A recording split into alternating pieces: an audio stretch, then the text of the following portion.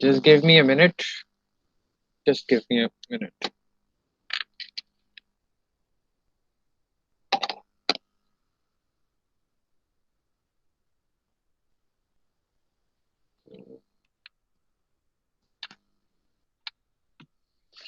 This thing ready.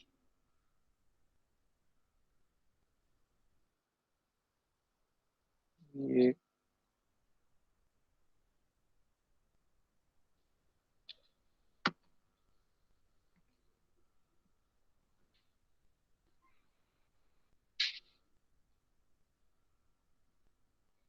so just give me a minute. One more minute.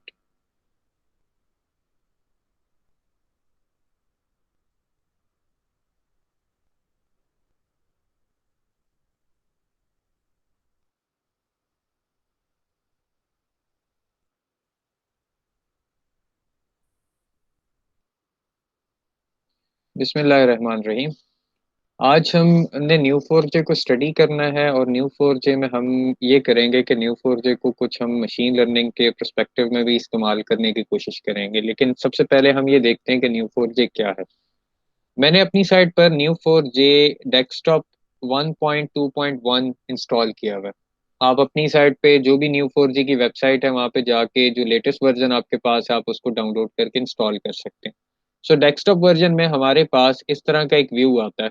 There are number of databases. जिस तरह आपके पास normal जो DBMS होता है उसमें डेटाबेसेस आती हैं, यहाँ पे भी वैसी डेटाबेसेस है, but the different difference is कि इन डेटाबेसेस में हमारे पास यहाँ पे देख सकते हैं कि नोड्स हैं और रिलेशनशिप्स हैं।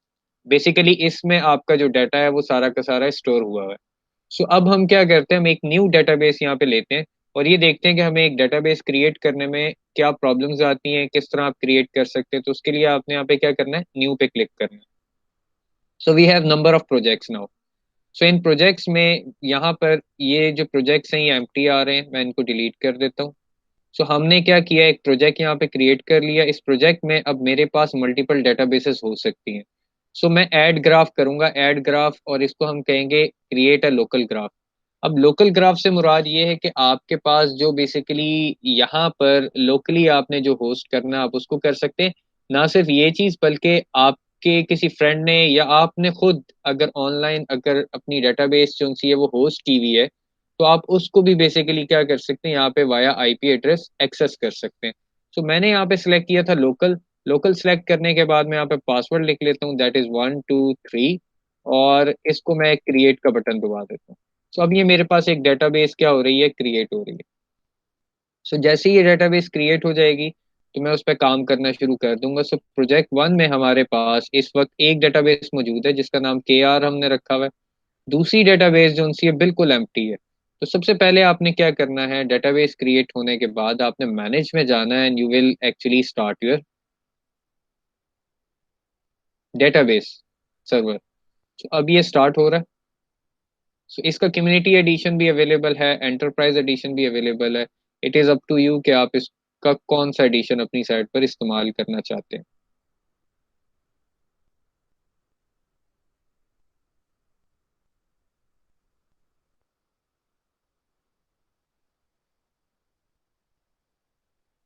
सो हमने ये देखा कि हमारे पास जो डेटाबेस है वो रेडी हो गई है। अब रेडी होने के बाद हम इसको क्या करेंगे, ओपन ब्राउजर करेंगे। वहां पे जाने से पहले कुछ चीज़ों को देखना हमारे लिए बड़ा ज़रूरी है। फर्स्ट ऑफ ऑल इसका आईपी एड्रेस क्या है, लोकल होस्ट है। क्योंकि आप इसको लोकली रन कर रहे हैं तो यहाँ पे लोकल होस्ट लिखा हुआ आ रहा है। लोकल होस्ट के लिए जो आईपी एड्रेस यूज होता है that is 127.0.0.1। Then we have bolt port. अब ये जो बोल्ट पोर्ट है आप नॉर्मली इसका इस्तेमाल करेंगे कोई भी आपने रिट्रीव करना है डाटा या इंसर्ट करना है, वहां पर आप बोल्ट पोर्ट को इस्तेमाल करेंगे अपने कनेक्शन को क्रिएट करने के लिए। So that port is 7687। Then we have H T T P port that is 7474। और जो हमारे पास H T T P S यानी कि secure H T T P जो पोर्ट है वो 7473 के नाम से यहाँ पर हमारे पास मौजूद है। इसको आप फर्दर अगर चेंज करना चाहें आप वो भी कर सकते हैं। सो इसकी सेटिंग्स में जाके, so these are the settings. यहाँ पर आप मजीद कुछ चेंजेस करना चाहें, यहाँ पर बोल्ट आपने अनेबल करना है, डिसेबल करना है, या आपके पास सेटिंग्स हैं। प्लगइन्स आपके पास अवेलेबल है मल्टीपल। लेट्स से कि एपॉक प्लगइन हमारे पास है। एपॉक लाइब्रेरी में हमारे पास फीचर्स कौन कौन से अवेलेबल हैं। आप इससे ग्राफ को इंटीग्रेट कर सकते हैं, डाटा की कन्वर्जन कर सकते हैं। Then we have graph algorithms. अब जो ग्राफ एल्गोरिदम्स हैं, जितनी भी हमारे पास सर्चिंग टेक्निक्स के लिए इस्तेमाल होते हैं, इसको मैं जैसे ही इंस्टॉल करूंगा ये मेरे पास आ जाएंगे। सो ये दोनों इस वक्त यहाँ पर क्या है, ऑलरेडी इंस्टॉल्ड है। So then we have graph Q L. Graph Q L endpoint extension है हमारे पास, जो यूज होती है आपके पास फर्दर अगर आपने इसको एक्सेस करना है वाया एपीआई एंड एचटीटीपी। सो ये हमारे पास तीन प्लगइन्स हैं, तीनों के तीनों इंस्टॉल्ड हैं ऑलरेडी। फर्दर अगर आप इसको अपग्रेड करना चाहें तो नंबर ऑफ वर्जन अवेलेबल हैं। जो अक्टूबर 2020 के अंदर जो उनसा है एक वर्जन आया, दैट वाज 4.1.3। सो मेरे पास 3.1.2 जो इसका अपना वर्जन है वो इंस्टॉल्ड है। So then we have administration. यहाँ पर अभी हमने जो पासवर्ड सेट किया था दैट वाज 123, तो आप उसको चेंज भी कर सकते हैं। So these were the detail log हमारे पास आ रही है। टर्मिनल हमारे पास मौजूद है जिसके साथ आप प्ले कर सकते हैं। सो अगर आप लिनक्स का इस्तेमाल कर रहे हैं तो यहाँ पे लिनक्स का टर्मिनल होगा, लेकिन चूंकि हम विंडोज का इस्तेमाल कर रहे हैं तो ये विंडोज का टर्मिनल यानी कि कमांड प्रॉम्प्ट हमें नजर आ रहा है। सो अब हम इसके ब्राउजर को क्लिक करते हैं और ओपन ब्राउजर करते हैं। सो हमने इसको ओपन कर लिया। सो आपकी साइड पे ये ओपन ब्राउजर नजर नहीं आया होगा, तो मैं इसको स्टॉप करके आपके साथ इसको शेयर कर देता हूँ। So now we have.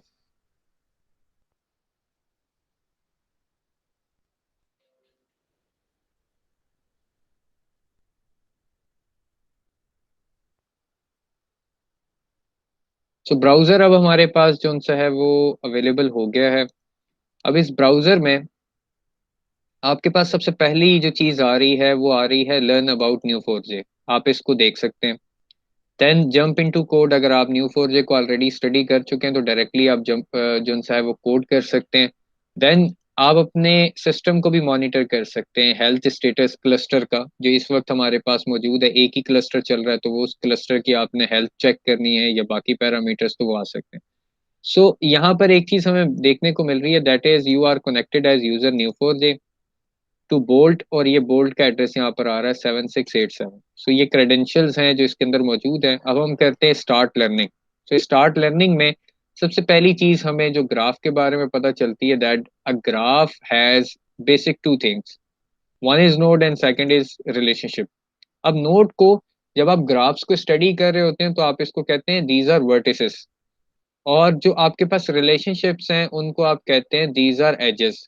सो वहां पर जो आपके पास नोड्स या वर्टिसेस होती हैं, यहाँ पे वो नोड की सूरत में मौजूद है। वहां पर एजेस जिनको आप कहते हैं, यहाँ पे वो रिलेशनशिप की सूरत में मौजूद है। Then we have properties. हर एक नोड की अपनी वैल्यूज होंगी, डाटा वैल्यूज होंगी, उनको हम यहाँ पे क्या कहेंगे, प्रॉपर्टीज कहेंगे। इनको आगे जाके हम स्टडी भी करते हैं। सो नेक्स्ट हमारे पास क्या आ गया। लेट्स से कि हम इस ग्राफ की बात कर रहे हैं जो न्यू फोर जे में। न्यू फोर जे में ग्राफ जो सा है वो आपको इस तरह की एक नोड की सूरत में, अगर आप देखें एक नोड नजर आ रही होगी जो इसकी वर्टेक्स है, एक नोड की सूरत में नजर आ रही है। Then we have number of properties of the node, that is name, email and from Sweden. तो ये दो प्रॉपर्टीज हैं जो यहाँ पे डिफाइंड है, हमें यहाँ पे नजर आ रही हैं। सो ये हमारे क्या होगा, एक ग्राफ डेटाबेस का पार्ट है। देन अगर हम आगे चलें तो आप इसको फर्दर कैटेगराइज कर सकते हैं। जिस तरह यहाँ पर जो ग्राफ नोड है वो जिस कैटेगरी से बिलोंग करती थी दैट वाज पर्सन, और पर्सन की कैटेगरी का जो कलर असाइन था दैट वाज रेड। इस वजह से ये ग्राफ नोड जो सी है वो आपको ग्रे से रेड नजर आ रही है। जब हमारे पास मल्टीपल कैटेगरीज होती हैं, मल्टीपल ग्राफ्स होते हैं, तो इस तरह की प्रॉब्लम हमारे पास जो सी है उसको टैकल करने के लिए उनको कलर्स असाइन हो जाते हैं बेस्ड ऑन द कैटेगरी। तो जो हमारे पास प्रॉपर्टीज हैं, प्रॉपर्टीज हर ग्राफ की, अब अगर आप नोड को क्लिक करें तो आप उसको बॉटम के ऊपर उसकी प्रॉपर्टीज को देख सकते हैं। इनको भी हम आगे जाके देखते हैं। So we have a scenario जहां पर हमारे पास मल्टीपल जो है वो नोड्स अवेलेबल है। अब जो नोड्स हैं वो क्या है, 5 पर्सन हैं। इमेल है, इयन है, एलिसन है, रिक है, योहान है। सो इसमें हमारे पास कुछ डाटा अवेलेबल है, हमने उसको स्टडी करना है। Email has a cloud score of 99। सो इसका मतलब ये है कि इसका ताल्लुक किसी और नोड के साथ नहीं है सिवाय ईमेल के। तो ये जो इस वक्त आपके पास क्लाउड स्कोर आएगा, that would be the property of ML. Then we have Johan from Sweden who is learning to surf. अब यहाँ पे भी हमारे पास योहान क्या है, एक नोड है, और फ्रॉम जो है इसकी प्रॉपर्टी है, इसी तरह लर्निंग भी इसकी एक क्या है, प्रॉपर्टी है, जिसके अगेंस्ट जो बेसिकली फील्ड में जो डिफाइंड वैल्यू है, that is surf. Then we have Ian, Ian from England who is an author again. ये इसकी प्रॉपर्टी के बारे में लिखा हुआ है कि इयन जो है वो इंग्लैंड से है और वो एक ऑथर है, तो इसकी दो प्रॉपर्टीज होगी, एक फ्रॉम वाली होगी और एक ऑथर वाली होगी। Then we have Rick, Rick is from Belgium, ये किसकी प्रॉपर्टी आ गई, फ्रॉम की। हैज कैट नेम्ड ऑरवेल, ठीक है। तो अब ये हमारे पास एक प्रॉपर्टी आ गई कि उसके पास एक पेट है जिसका नाम क्या है, ऑरवेल है। Then we have Allison, Allison from California who serves, so इसकी प्रॉपर्टी हमारे पास सर्फ आ गई। अब जो सिमिलर नोड्स हैं, प्रॉपर्टीज हैं, उनको हम आगे फर्दर एक्सप्लोर करते हैं। So now we have relationships. So अब रिलेशनशिप्स को अगर आप देखें तो ये डायरेक्टेड ग्राफ है।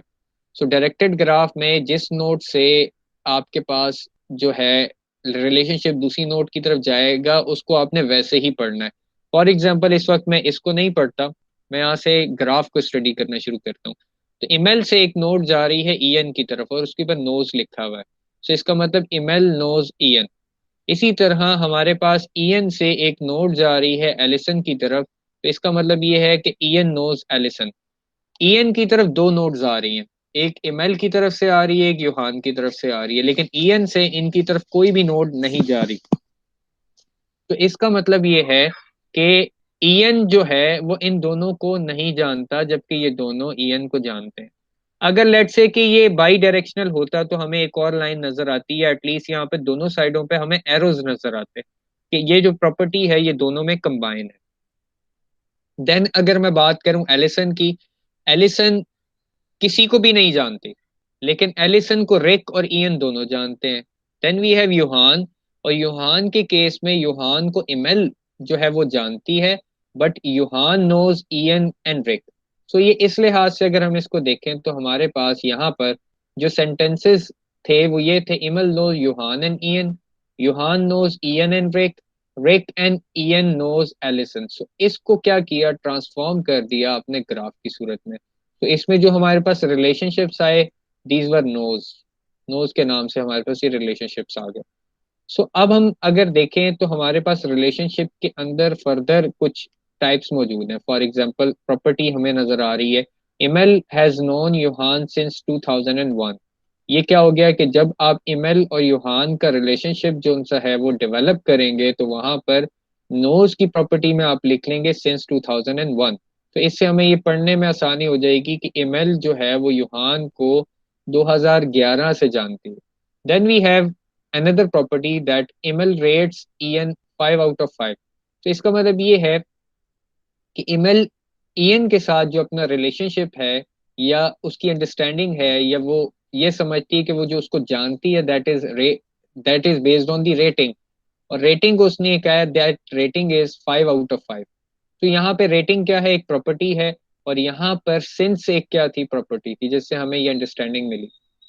Then we have the introduction, the guided tour, और एक हमारे पास साइफर क्यूरी लैंग्वेज। अब गाइडेड टूर को हम क्लिक करते हैं तो हमें ये पता चलता है कि हमारे पास जो न्यू फोर जे है वो आप उसको क्या कर सकते हैं, कमांड लाइन ड्रिवन भी आप उसको यूज कर सकते हैं, that is a web based application, आप उसको वैसे भी इस्तेमाल कर सकते हैं।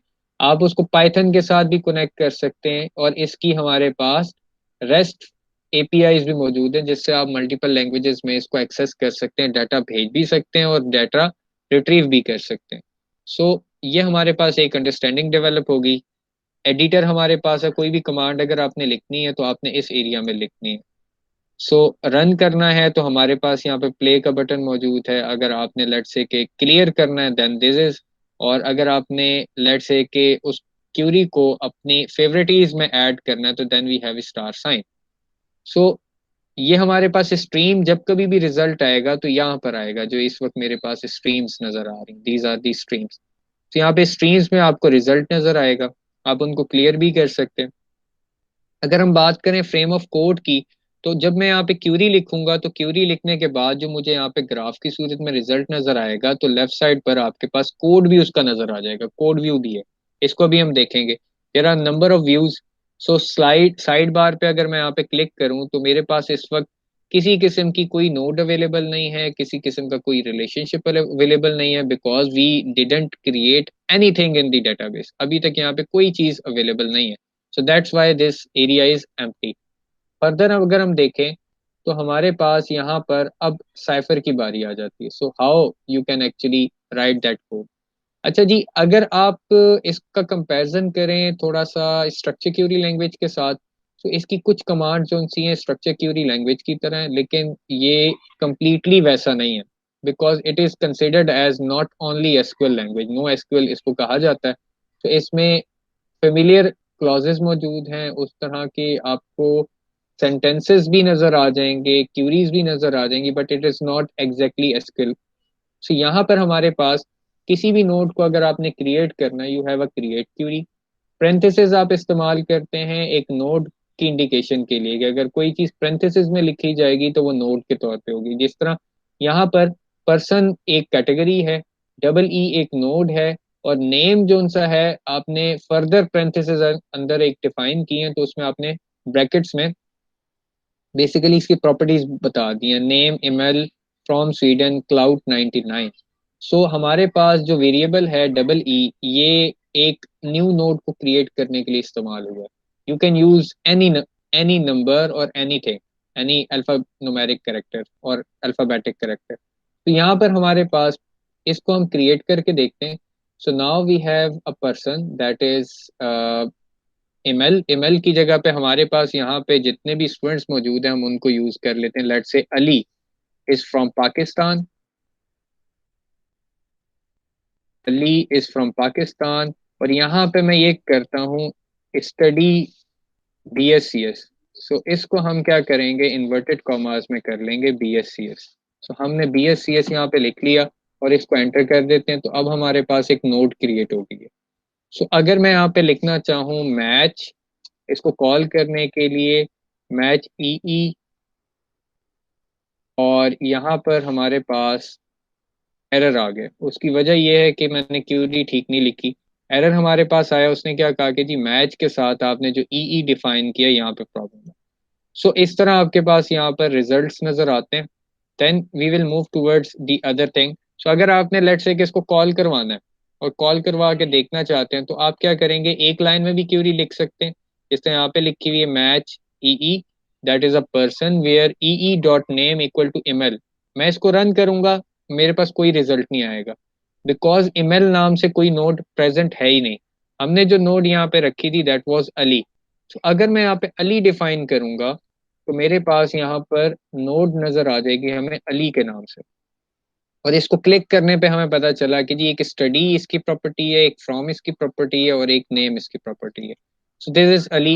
मैं इसको डबल क्लिक करता हूँ, फर्दर इसके कनेक्शंस अवेलेबल नहीं है, इस वजह से यहाँ पर हमें ये एक्सपैंड होता हुआ नजर नहीं आ रहा। So just give me a minute.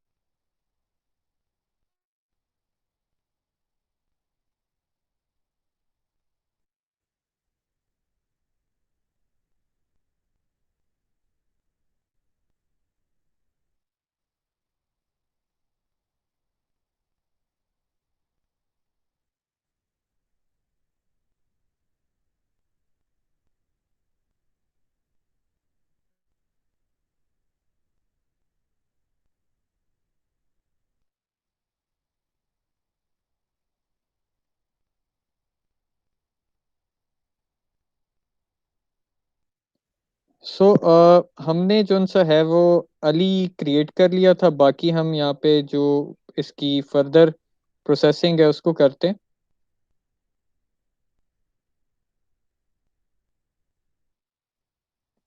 Ali यहाँ पे क्रिएट हो गया। अब हम इसको फर्दर स्टडी करते हैं, तो उसके लिए मैं क्या करूँगा, मैं यहाँ पर इस स्टेप की तरफ आऊँगा।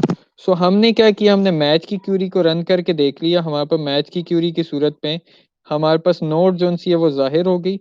अब फर्दर हम इसको देखते हैं कि अगर आपने लेट्स से के कुछ एडिशन करनी है, एडिशन करने के बाद यहाँ पर हम क्या कहते हैं कि हमने बेसिकली नंबर ऑफ क्यूरीज को इकट्ठे रन करना है। इसको मैं पहले आपको यहाँ पे पढ़ देता हूँ। जिस तरह हमने क्या किया, हमने यूहान को यहाँ पे क्रिएट करना है, स्वीडन से है वो, और सर्फिंग क्या है वो लर्न कर रहा है। Then we have another person that is Ian, Ian is from England और वो एक ऑथर है।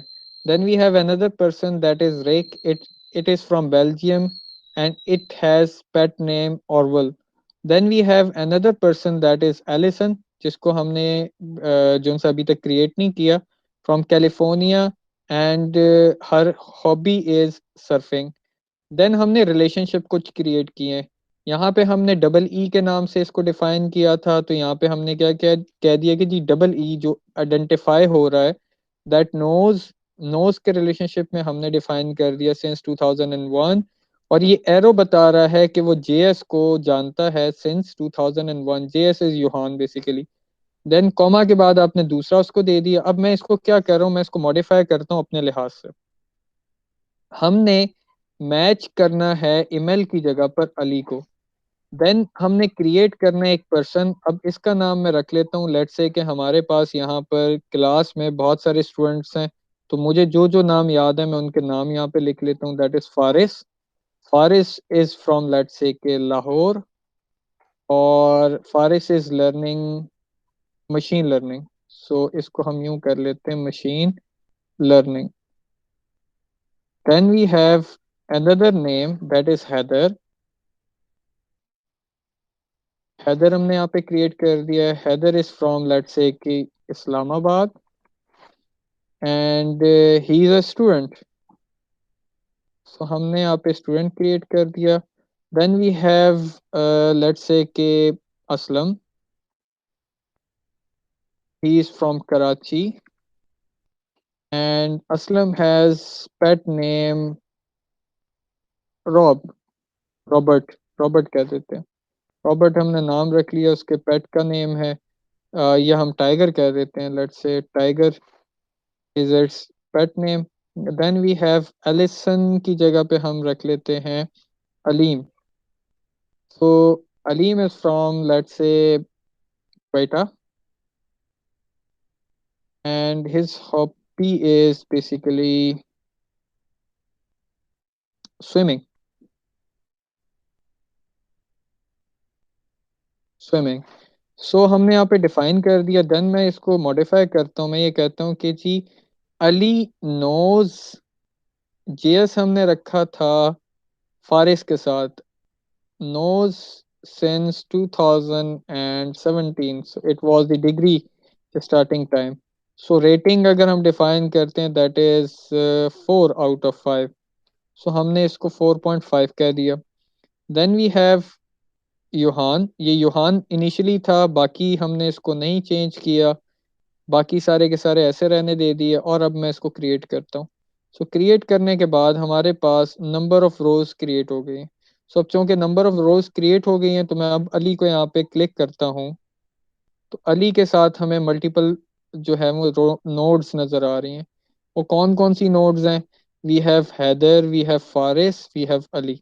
ये हमारे पास इस तरह से नोड्स नज़र आ रही हैं। और अब मैं अगर इस हिस्से को देखूं, डेटाबेस वाले हिस्से को, तो अब हमारे पास एक पर्सन की 5 नोड्स हैं, यहाँ पे 5 लिखा हुआ आ रहा है। और नोज जो उनसा है वो एक रिलेशनशिप है जो 7 दफा यहाँ पर अकर हो रहा है। अगर मैं नोज को क्लिक करूंगा, नोज की आपको जो नोड्स इस वक्त यहाँ पे नजर आ रही हैं वो इस तरह से आपको नजर आ रही हैं। सॉरी, नोज के साथ जो एजेस हैं, अगर आप एजेस को यहाँ पे काउंट करें, वी हैव 7 एजेस जो हमें यहाँ से पता चल रहा है। Let's count 1 2, 3, 4, 5, 6, 7. We have 5 nodes. 1, 2, 3, 4, 5. सो हमारे पास यहाँ पर ये एक बेसिक एग्जांपल जो सी है वो इसकी रेडी हो गई है। सो अब हम इसको फर्दर किस तरह यूज कर सकते हैं, आप इसका कंपैरिजन जो सा है वो किस तरह कर सकते हैं, सो उसको अभी हम देखते हैं। सो यहाँ तक किसी को कोई प्रॉब्लम हो वो पूछ सकता है। जी स्टूडेंट्स,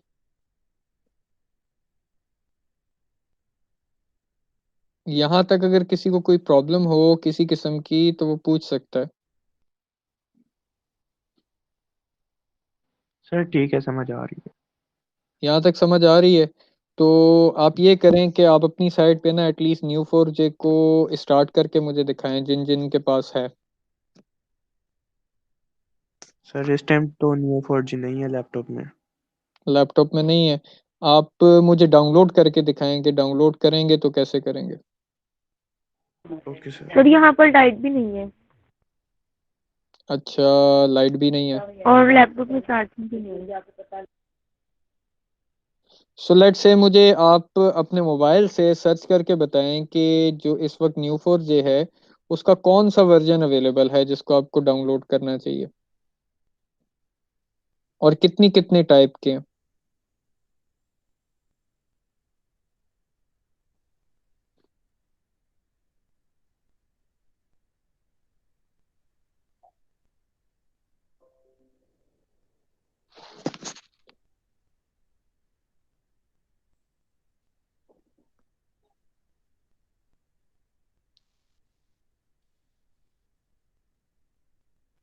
सर 4.2 है, new 4G 4.2।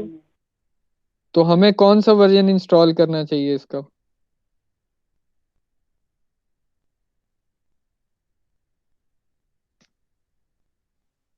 Sir community version. Community version ठीक है। और कम्युनिटी वर्जन कौन सा, डेस्कटॉप कौन सा वाला। डेस्कटॉप। डेस्कटॉप। सो मैं सर अब ये कौन सा करता हूँ, वर्जन कह रहे हैं आप? हमें इसका कम्युनिटी वर्जन इंस्टॉल करना है और डेस्कटॉप के साथ, ये जो डेस्कटॉप हमारे पास मौजूद है। अब मैं आपके साथ ना एक न्यू फोर जे की वेबसाइट से ही ना पाइथन का एक बाइंडर ले रहा हूँ जिसके ज़रिए उन्होंने पाइथन को कनेक्ट किया हुआ है, और उसको मैं आपको जो है पाईचाम में जो सा है वो करके दिखाऊंगा भी। सो मुझे उसको सिर्फ रेडी कर लेने दें, फिर मैं आपके साथ जो है वो स्क्रीन जो है वो शेयर करता हूँ।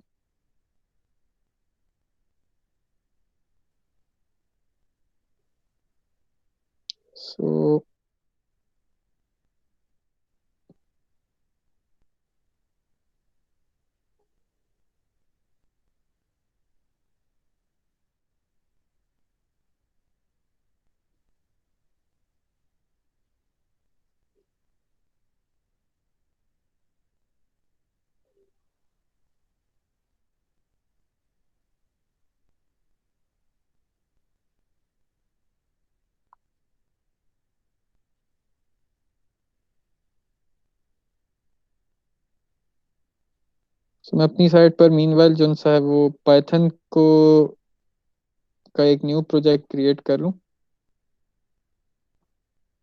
बल्कि ये मैं आपके साथ पहले शेयर कर देता हूँ फिर मैं इसको क्रिएट करता हूँ। So we have stopped a new. So हमने क्या किया है, पाईचाम शेयर कर दिया आपके साथ। सो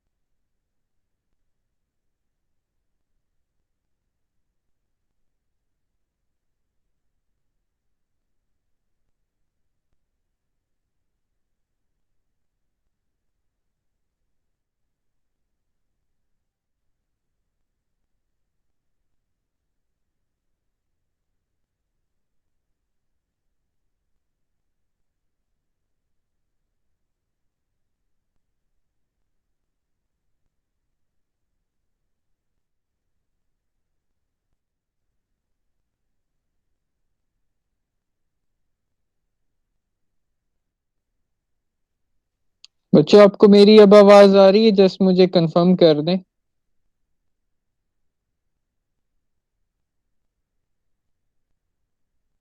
बच्चों आपको आवाज आ रही है मेरी? जी सर आ रही है। चलें ठीक हो गया।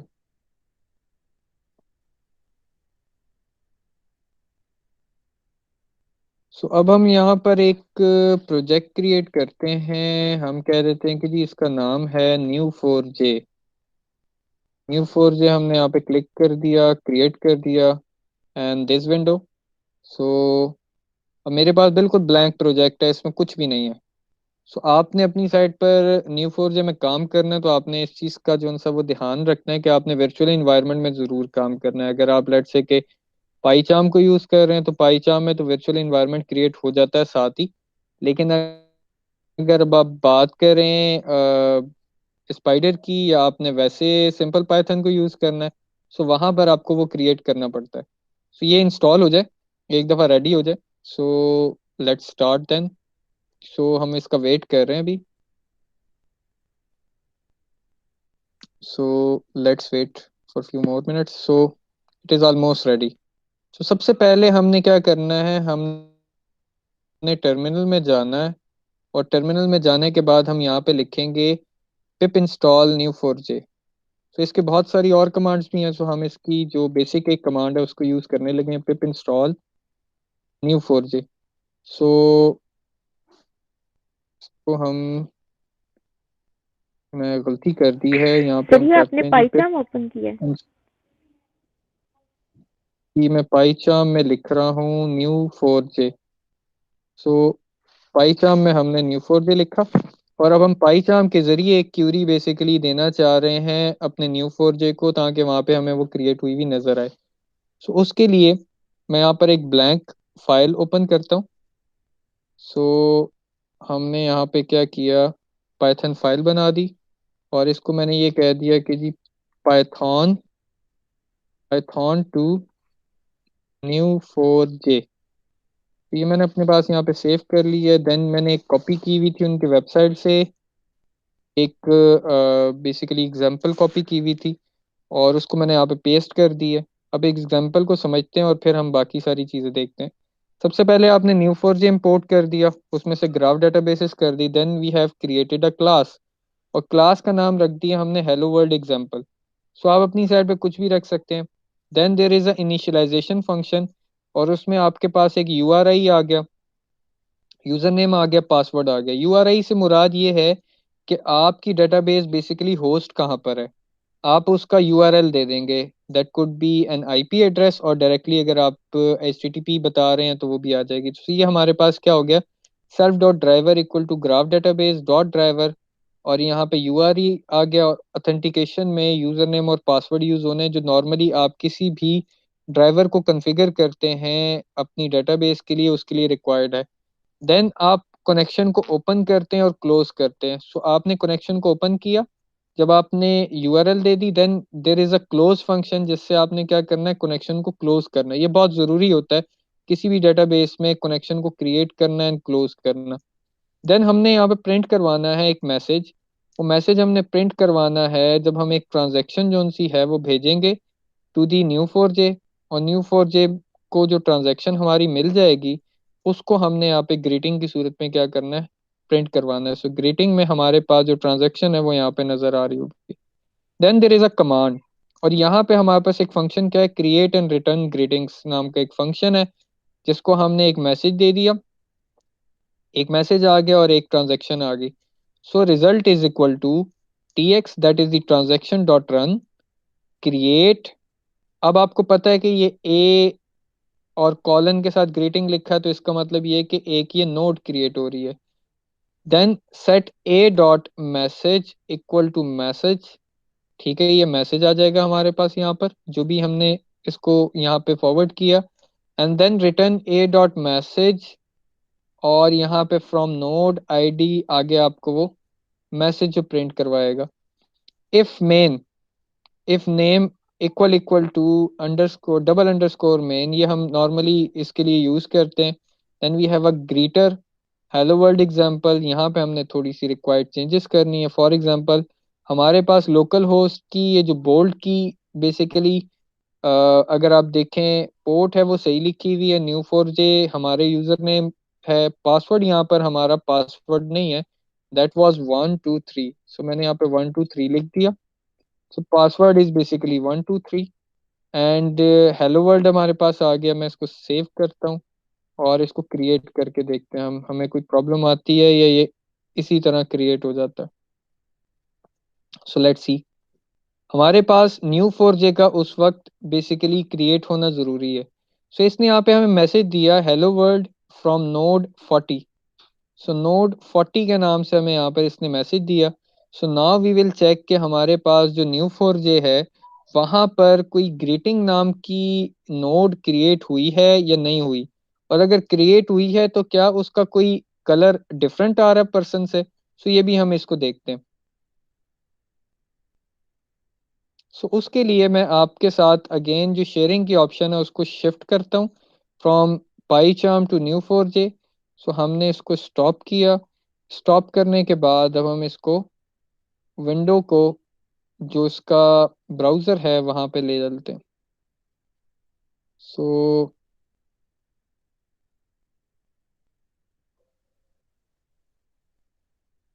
सो now we have browser.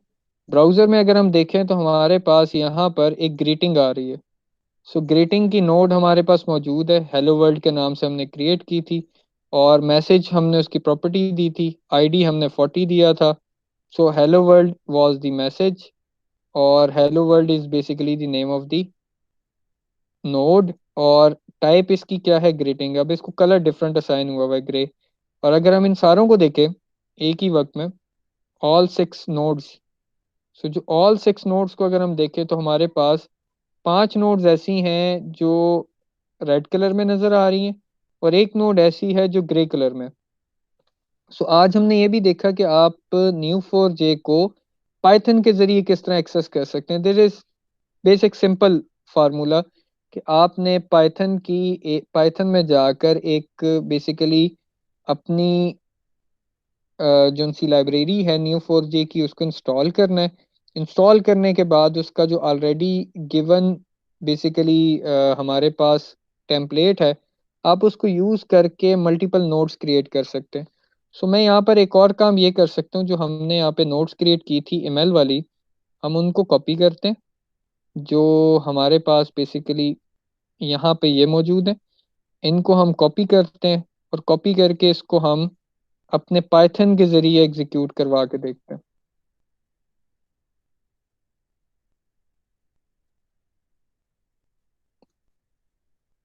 So again switching back to the Neo4j.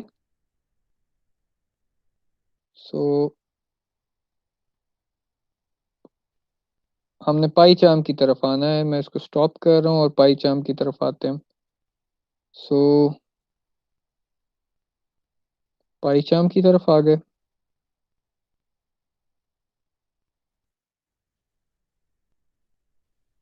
सो अब मैंने इसको कॉपी करके रखा हुआ है, जो सारी की सारी हमारी कमांड है तो मैं ये करता हूँ अपनी आसानी के लिए। यहाँ पर जो हमारे पास बेसिकली डॉक स्ट्रिंग है, so where is that thing, और यहाँ पे मैं क्या कर देता हूँ, पेस्ट कर देता हूँ।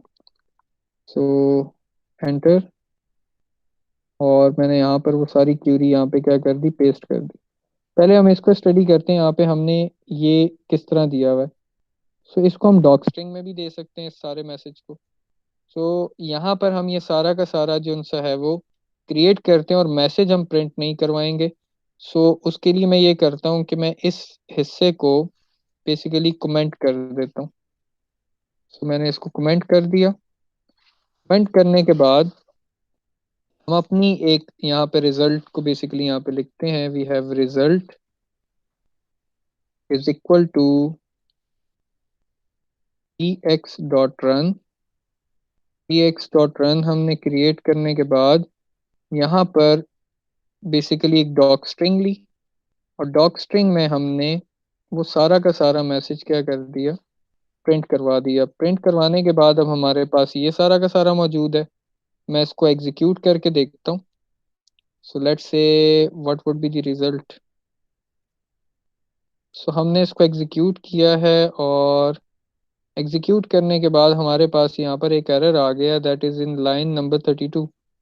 लाइन नंबर 32 में उसने कहा रिजल्ट डॉट सिंगल। सो ये हमारे पास एक एरर आया है मैसेज के लिहाज से। सो लेट्स सी, हम इसको कर लेते हैं आईडी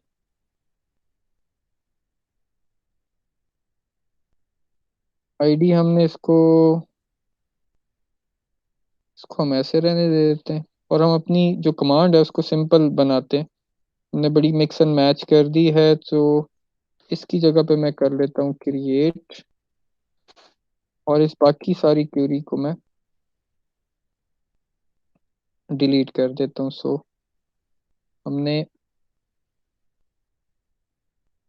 सिंप्लिसिटी फर्स्ट को लेते हैं एंड दिस इज इट।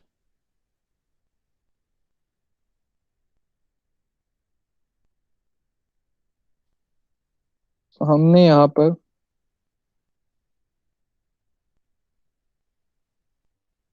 यहाँ पर जो है वो बेसिकली इसको एग्जीक्यूट करना है और देखते हैं हमारे पास अब क्या रहा है, that is where e dot name equal to ml। So हमने क्रिएट की साइड पे ऐसे नहीं करना होता, ये तो हम मैच के लिए क्यूरी यूज कर रहे होते हैं। सो हम क्या करते हैं, हम इसको रहने दे देते हैं and we will use the create query. और इस क्रिएट क्यूरी के बाद हम जो बाकी ये कमांड्स हैं इनको हम क्या करते हैं, डिलीट कर देते हैं। यहाँ तक हमने डिलीट कर दी है and then this is it. और इसको हम यहाँ पे ले आते हैं। So now we have this thing, और इसको एग्जीक्यूट करके देखते हैं। सो उसके लिए आपके पास न्यू फोर जे जो है वो ओपन होना चाहिए। देन हमने रिटर्न में return a message, set message, return message, इसको हम क्या करते हैं, हम ऐसे कर लेते हैं and then we have doc string को हम बिल्कुल एंड पे जाके एंड कर देंगे। यहाँ से हम इसको ऐसे कर लेते हैं। So we have this thing, ये सारा का सारा मैसेज में आ गया। और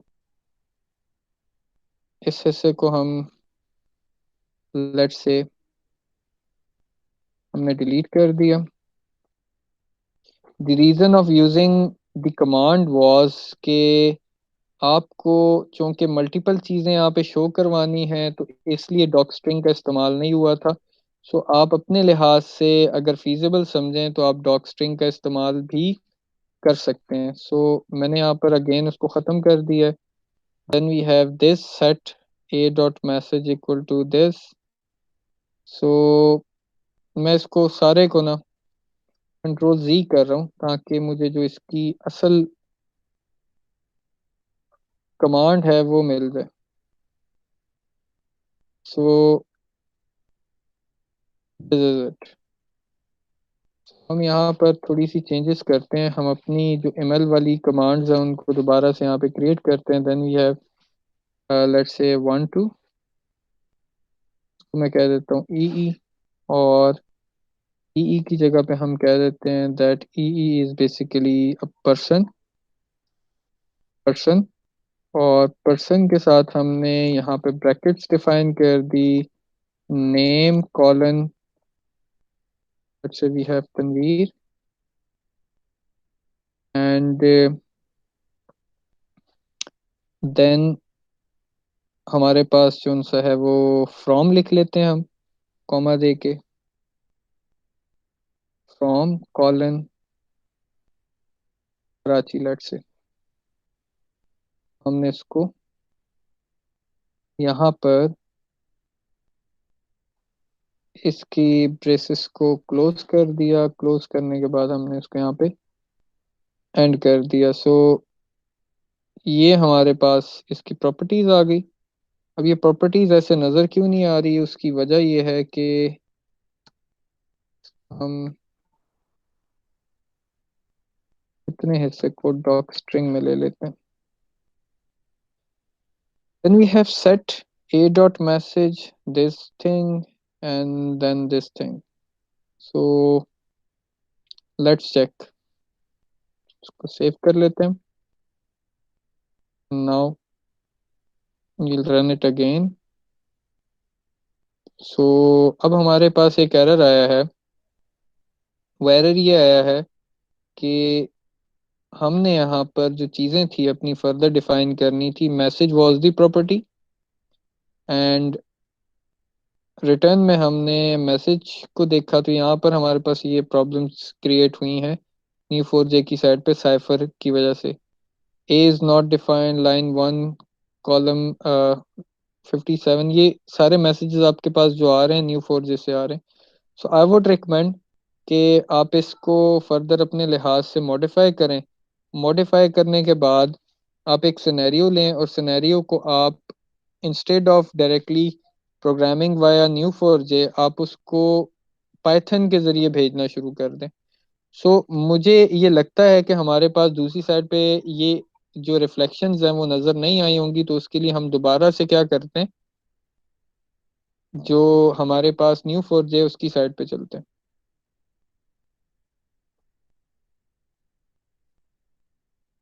सो just wait, stop, again connecting with the Neo4j.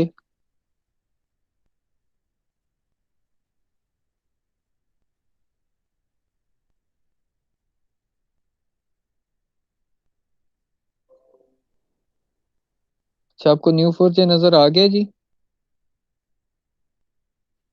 Yes sir. सो अब हमने ये देखा कि हमारे पास कुछ एरर्स आ रहे थे। वो एरर्स क्यों आ रहे थे? वो इसलिए आ रहे थे कि जो हमारे पास बेसिकली यहाँ पर हमने प्रॉपर्टीज़ को लिखा है करली ब्रेसेस के अंदर, तो वहाँ पे प्रॉपर्टीज़ को सेपरेटली डिफाइन किया हुआ था। जिस तरह अगर हम बात करें ग्रेटिंग की, तो ग्रेटिंग की एक प्रॉपर्टी जो सी है वो मौजूद थी आईडी के नाम से, एक प्रॉपर्टी मौजूद है मैसेज के नाम से। सो इन दोनों को सेपरेटली डिफाइन किया गया, जिसकी वजह से हमारे पास प्रॉब्लम ये आ रही थी कि हमने एग्जिस्टिंग क्यूरी के साथ ही उसको मर्ज करने की कोशिश की। हमें अपनी क्यूरी को टेलर करना पड़ेगा, तब जाके वो यहाँ पे नजर आएगी। दूसरी चीज़ आज हमने देखी कि हमारे पास जो आपके पास अनस्ट्रक्चर्ड फॉर्म में डाटा आता है, जो कि आजकल अगर आप देखें तो वो ज़्यादा आता है, क्योंकि आप नॉर्मल डेटाबेसेस की जो पैराडाइम था उससे बाहर निकल चुके हैं। सो उस केसेस में हमारे पास जो नॉर्मल ओरेकल है जिस तरह, या एसक्यूएल सर्वर है, वो इस तरह की चीज़ों को टैकल नहीं कर सकता। That's why for typical applications हमें क्या करना पड़ता है, हमें डेटाबेस को चेंज करना पड़ता है और Neo4j की साइड पे आना पड़ता है। जो दूसरी यहाँ पर एक सबसे बेहतरीन हमारे पास फंक्शनैलिटी अवेलेबल है, that is you can apply semantic similarities. Semantic similarities का मैं आपको बताता हूँ कि अगर आप ये देखना चाहें आपके पास डेटाबेस में मल्टीपल वैल्यूज़ हैं, और आप ये देखना चाहें कि आपके पास लेट्स से कि एक नेम है तनवीर, इसकी सिमिलैरिटी जो सी है वो यूनिवर्सिटी के साथ है या नहीं है, तो वो क्या करेगा, अगर मेरी नोट्स के साथ कहीं पे यूनिवर्सिटी आ रही होगी तो उसकी बेसिस पे सिमेंटिक सिमिलैरिटी कैलकुलेट करने के बाद बता देगा कि यूनिवर्सिटी के साथ सिमिलैरिटी है या नहीं है। अब यूनिवर्सिटी के साथ सिमिलैरिटी कब आएगी, जब मेरा रिलेशनशिप यूनिवर्सिटी के साथ समहाउ बना हुआ नजर आ रहा होगा। In some cases I am a teacher, I teach in a university, तो ये क्या बन रहा है, रिलेशनशिप बन रहा है। तो आप किस तरह कौन कौन सी सिमेंटिक सिमिलैरिटीज यहाँ पे बेसिकली अप्लाई कर सकते हैं? You have Jaccard semantic similarity, you have cosine similarity, you have Pearson similarity, you have Euclidean distance, and you have overlap similarity. So हमारे पास ये 5 तरह के सिमिलैरिटी मेजर्स हैं, जिनमें आप एक ग्राफ को दूसरे ग्राफ के साथ कंपेयर करने के बाद देख सकते हैं कि इनमें सिमिलैरिटीज कितनी है।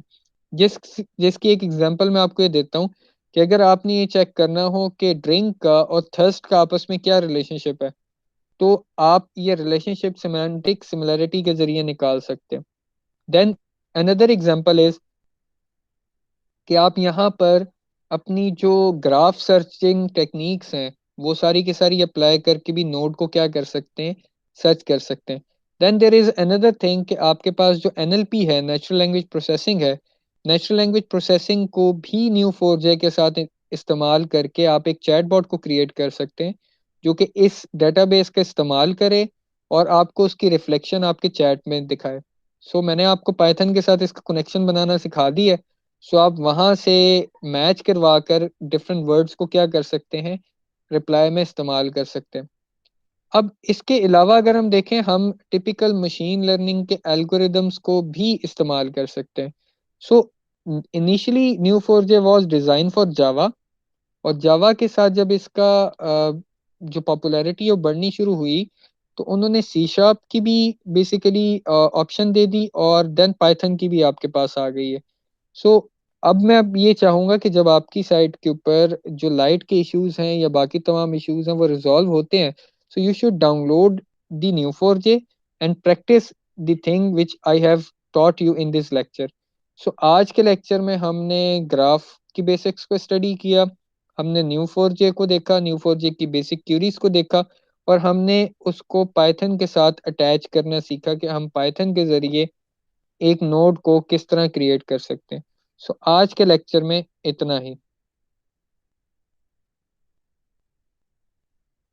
सो बच्चों, और कोई आपकी साइड पे क्यूरी हो तो आप पूछ सकते हैं। सर मेरा क्वेश्चन है, कन्वेंशनल डेटाबेस में और इसमें क्या फ़र्क है? देखिए जी, कन्वेंशनल डेटाबेस के लिए एक चीज मैं आपको और दिखाता हूँ, just give me a second.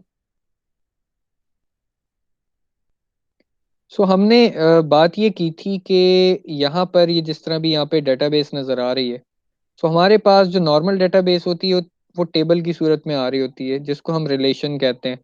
सो वो सेट थ्योरी आपकी जो सी वो सारी की सारी यूज़ हो रही होती है। सो यहाँ पर इसके जो बाकी नोड्स हैं उनको मैं क्या करता हूँ, क्लोज कर देता हूँ, और इसको मैं इंक्रीज कर देता हूँ टू द मैक्सिमम साइज। सो अगर आप यहाँ पे देखें, हमारे पास नेम आ रहा है, हेडर है, हर एक नोड सेपरेटली डिफाइंड है। So this is treated as table. So ये टेबल के अंदर हमारे पास ये क्यूरीज मौजूद है। सो अगर मेरे पास एसक्यूएल होगा तो वहाँ पे ये मुझे टेबल की सूरत में नजर आ रहा होगा। ग्राफ के तौर पे देखें तो ऐसे नजर आ रहा है, और अगर टेक्स्ट की सूरत में देखें तो हमें ये इस तरह नजर आ रहा है एज इफ के ये हमारे पास एक लिस्ट मौजूद है। सो ये लिस्ट की तरह हमें यहाँ पे चीजें नजर आ रही हैं। So then we have a code. तो अगर कोड को देखें तो ये इसका एक्सेसिबल है। अब जो क्वेश्चन है कि नॉर्मल डेटाबेस में और इसमें क्या फ़र्क है। नॉर्मल डेटाबेस को आपको क्या करना पड़ता है, नॉर्मलाइज करना पड़ता है। आप उसकी फंक्शनैलिटी को देखते हैं, अब ये देखते हैं कि जी फर्स्ट नॉर्मल फॉर्म सेटिस्फाई हो रही है कि नहीं हो रही, डिपेंडेंसी फैक्टर्स जो उनसे हैं, ट्रांजिटिव डिपेंडेंसी जो उनसी है वो अवेलेबल है या नहीं है, आपके पास पार्शियल डिपेंडेंसी है या नहीं है। तो यहाँ पे क्या चीज़ है, यहाँ पे उस तरह की कॉम्प्लेक्सिटी आपके पास अवेलेबल नहीं है। देन आपके पास जब नॉर्मलाइज डेटाबेस हो तो वहाँ पे रिडंडेंसी का फैक्टर जो उनसा है वो उतना ज़्यादा नहीं होता एक्सेप्टेबल जितना हमारे पास यहाँ पर है। फॉर एग्जांपल, अली नाम से बहुत सारे यूजर्स हो सकते हैं। सो किस अली की क्या प्रॉपर्टीज हैं, उसके साथ फर्दर क्या क्या चीज़ें कनेक्टेड हैं, उसको आप देख सकते हैं। इसमें मैं आपको सबसे इम्पोर्टेंट एक चीज़ ये दिखाता हूँ, न्यू4j की वेबसाइट पे जाएं, और इसी तरह पनामा लीक्स हमारे पास आई थी। तो पनामा लीक्स में अगर आप देखें तो वहाँ पे जो सबसे ज़्यादा इफेक्टिव जो डेटाबेस बनी वो ये बनी कि जब कभी भी आप किसी एक नोड को क्लिक करते थे तो उससे आपको ये पता चल जाता था कि इस नोड के फर्दर जो कनेक्शंस हैं वो किन किन प्रॉपर्टीज के साथ हैं, जिनकी बेसिस पे हमें स्पेसिफिक कमांड्स लिखकर उसको सर्च नहीं करना पड़ता था। जबकि आप वहाँ पे जब लिख रहे होते हैं तो वहाँ पर आपके पास कन्वेंशनल जो डेटाबेस में मैच अगर आपने करना है तो सिलेक्ट की क्यूरी है, सिलेक्ट के अंदर आप वेयर के जरिए उसको क्या कर सकते हैं, फर्दर मॉडिफाई कर सकते हैं। कीवर्ड्स अवेलेबल हैं बहुत ज़्यादा। अगर हम उसको देखें तो हमारे पास वहाँ पर जो अवेलेबिलिटी आती है फ्री टेक्स्ट सर्च की भी आती है कि आप पूरा सेंटेंस लिख सकते हैं, but you can not execute the similarity measures over there. आप मशीन लर्निंग को डेटाबेस पे नहीं अप्लाई कर सकते, बट आप डेटाबेस से क्यूरी को एक्सेस करके अपने प्रोग्राम के जरिए आप अप्लाई कर सकते हैं। But in this browser, in this area, आप क्या कर सकते हैं, आप जिस तरह ये क्यूरीज लिख रहे हैं इस तरह आप सिमेंटिक सिमिलैरिटी की क्यूरी भी यहाँ पे लिख सकते हैं, because it allows plugins so plugins अगर आपके पास हैं तो प्लगइन्स के जरिए आप इसको यूज कर सकते हैं। सो लास्ट टाइम हमने यहाँ पे देखा भी था कुछ देर पहले कि कौन कौन सी प्लगइन्स अवेलेबल हैं। सो आप इसको एक्सप्लोर करें, नंबर ऑफ प्लगइन्स जो सी हैं वो इसकी साइट पर अवेलेबल है, उनको आप ऐड करते हैं तो आप ग्राफ की जो बेसिकली सपोर्ट है फर्दर, उसकी पावर है वो आपको मिल जाएगी। अब नॉर्मल डेटाबेस में अवेलेबल नहीं होती हमें चीज़ें इस तरह की। वो हमारे पास एक डंप है, डंप एरिया है, that is not intelligent, but graph database को आप इंटेलिजेंट बना सकते हैं क्यूरीज के जरिए अपनी साइट पर, यूटिलाइजेशन उसकी इस तरह कर सकते हैं। And that is basically design for big data thing. So जो हमारे पास बिग डाटा की एक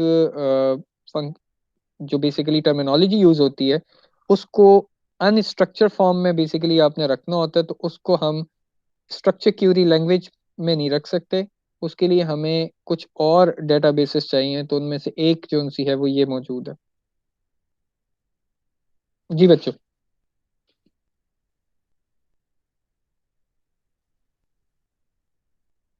जी स्टूडेंट्स। Okay sir. तो हम इसको एंड करें। जी सर। चलें ठीक हो गया, अपना बहुत ज़्यादा ख्याल रखिएगा। इंशाल्लाह हम नेक्स्ट लेक्चर में मिलते हैं। ओके सर, अल्लाह हाफिज़। अल्लाह हाफिज़।